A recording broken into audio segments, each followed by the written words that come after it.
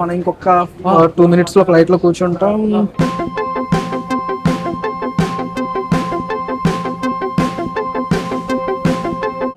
ఇంకొక గంటలో గోవా రీచ్ అయిపోతాం.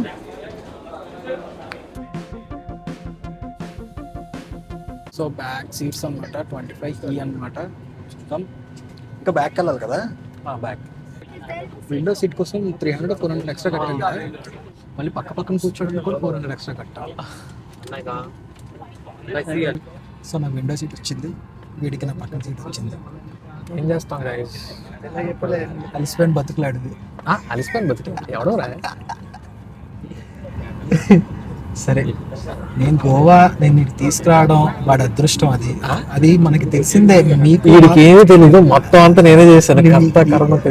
స్టార్ట్ చేయండి నిరంజన్ గారు. రైట్,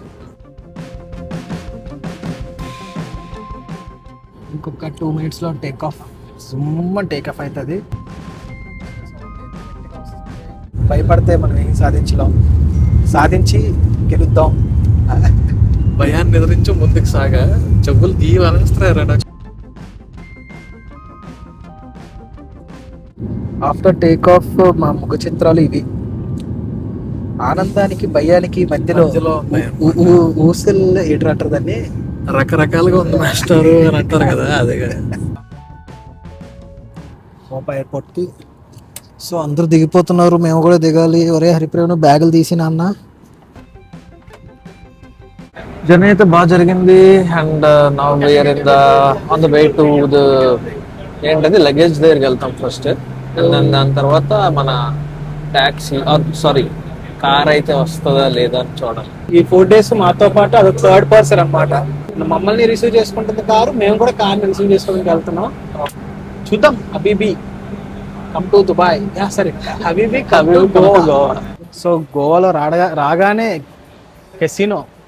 కెసినోకి వచ్చేయమని మమ్మల్ని పిలుస్తుంది. చాలా చాలా చాలా చాలా ఎగ్జైట్గా ఉంది నాకు. హాయ్, అరే కార్ ఫోన్ చేస్తా. సో ఇప్పుడు చూడరా, చాలా ఆకలేస్తుంది. ఏది పడితే తినేయాలనిపించేస్తుంది, గట్టిగా తినాలనిపిస్తుంది. ఇప్పుడు వెంటనే మనం లగేజ్ తీసుకొని కార్ తీసుకొని వెళ్ళేసి ఎక్కడో దగ్గరికి వెళ్ళి తినేయాలి. అంతే, ఫస్ట్ అది తినేయాలి. ఫస్ట్ అది అంతే కదా. లగేజ్ దగ్గరికి వచ్చాము, ఇంకా లగేజ్ రాలేదు.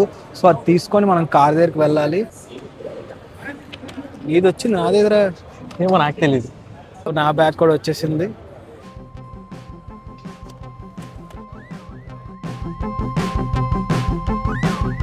మన కోసం వెయిట్ చేస్తున్నాడు. క్యాబ్ ఫోన్ చేయి ఒకసారి. ఎగ్జిట్ నెంబర్ 5 దగ్గర ఉన్నారా? కలర్ ఏం colour? Parking. Okay okay okay.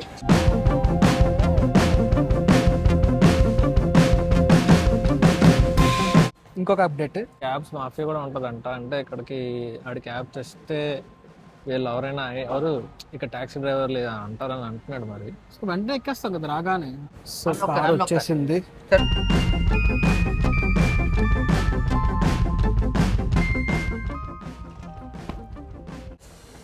So car అయితే వచ్చేసింది, మనకి కార్ ఇచ్చేసారు.